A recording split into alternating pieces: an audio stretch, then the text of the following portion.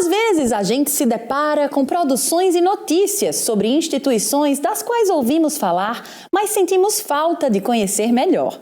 Nossa equipe produziu 2 reportagens para entender a estrutura, os objetivos e a história das academias de letras e como elas foram formadas aqui na Paraíba. Na primeira, que exibiremos agora, saiba como surgem essas casas de cultura.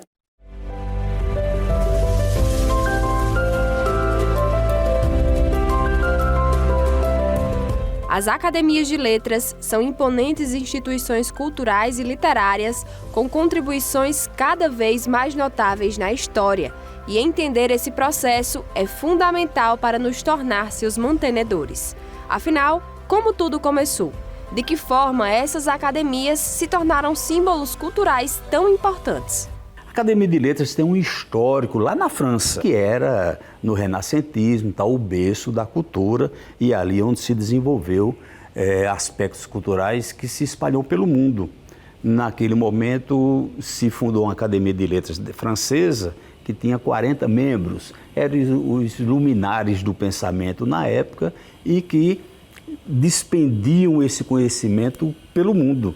Houve participação da França, não só em função da guerra, da Revolução Francesa, da Guerra dos 100 anos, mas também na Revolução Cultural no mundo. Veio para as Américas, foi para a África, tanto é que a França se fez presente na maioria dos países africanos, né?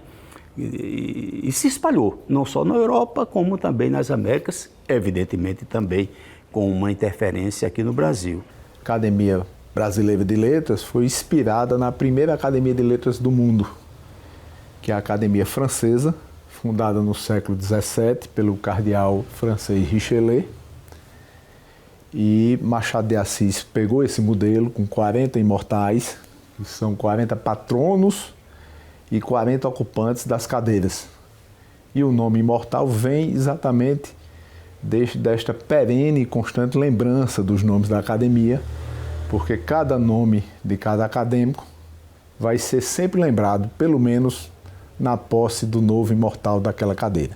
Formaram-se essas academias, herdando o termo academia da antiga Grécia, não é? Da figura do academos. Por isso que nós temos aqui ao lado, na nossa academia, o Jardim de Academos, onde temos aí a erma de figuras exponenciais da história da Paraíba, como o inventor da máquina de escrever, o Chateaubriand, que trouxe a televisão para a Paraíba e para o Brasil, não é? Temos o Augusto dos Anjos, o Epitácio Pessoa, o José Américo.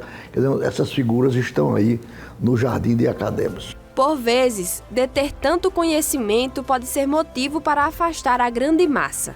Com séculos de existência, a Academia de Letras busca justamente o contrário: tornar acessível esse acervo capaz de transformar realidades. A Academia de Letras existe para preservar a língua, incentivar a leitura, os costumes, a história dos escritores de ontem, de hoje, de sempre, e fazer com que cada vez mais se goste, se abrace e se mergulhe nesse mundo fantástico que é o mundo dos livros. A academia não deve ser só um depósito de livro e de velho que escreve livro. Então, ela é um organismo vivo que tem que mostrar a que veio e ir até a sociedade e incentivar a leitura, incentivar a redação. Disseminar esse incentivo, incentivar isso, espalhar isso. Ela se concentra em pessoas que têm uma participação efetiva na sociedade, na produção cultural, na produção literária. São escritores, pensadores, artistas, enfim, não é necessidade de ser apenas e tão somente escritor. Veja você que a Academia de Letras do Brasil hoje tem Gilberto Gil, tem a Fernanda Montenegro, são acadêmicas e não são grandes escritores. Na nossa academia também temos pessoas que não são escritores, mas que têm uma contribuição pessoal na cultura. A Academia de Letras, apesar desse nome sintético, pequeno, Academia de Letras, o objetivo é muito maior. Não é somente a escrita, é a cultura em si. Ela não tem a preocupação de produzir a cultura, mas de disseminar a cultura. Não só do que os acadêmicos escrevem, que quando são escritores, quando são artistas, mas também de outras pessoas que produzem lá fora, que não participam de uma academia. A academia toma, então, esse intuito de disseminar, de espalhar, de reproduzir aquilo que é feito objetivando a cultura. Para atuar de maneira eficaz, as academias seguem uma estrutura também herdada pela primeira instituição que as inspirou. São 40 membros, são 40 patronos, cada cadeira tem seu patrono e tem um membro que sucedeu outro escritor. E essas cadeiras são vitalícias, uma vez eleita, o escritor só sai da cadeira com o óbito. Após a morte, os regimentos das academias normalmente prevê que você tenha de fazer uma aula da saudade, uma sessão de memória, relembrando a carreira daquele escritor que encantou-se, faleceu. E após essa sessão da saudade, é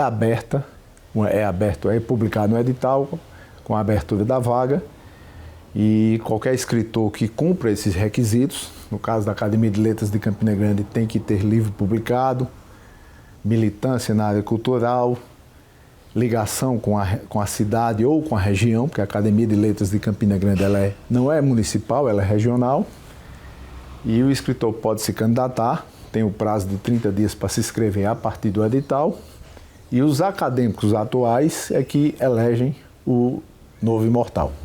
De alguém que tenha contribuído de alguma forma culturalmente com a cidade de Areia. Não há necessidade de ser apenas e tão somente escritor. Não tem que ter um livro publicado. Tem que ter uma ideia trabalhada, tem que ter uma contribuição que seja presente na sociedade areense.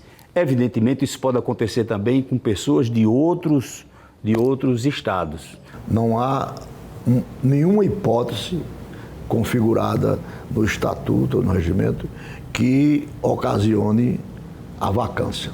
Não há. O acadêmico mesmo não pode renunciar à participação dele na academia. Depois de eleito, o cargo, a posição é vitalícia, é até a sua morte.